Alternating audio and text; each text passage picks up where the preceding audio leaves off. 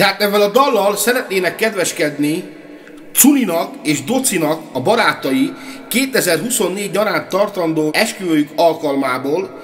Kívánnak nagyon sok boldogságot, soha el nem múló szerelmet. Elsősorban Roland és felesége, Claudia, Zorica és Füli, Kövi és Tomi, Dici és Peti, a Csima család, a Fürk család, a Belpesti Sanyi és Réka, Gréta és családja, Marcello a fenegyerek, Kisbandi és Szellike, a Kubica család Németországból, és nem utolsó sorban a Dilokár, Pimpi.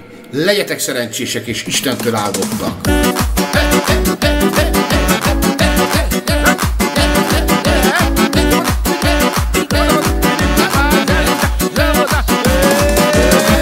Kezd a hajnal csillag lemenni,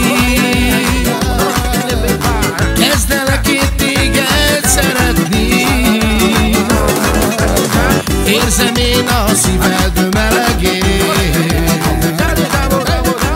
kérlek téged légy hát az enyém, tüzet gyújtottál a szívemben,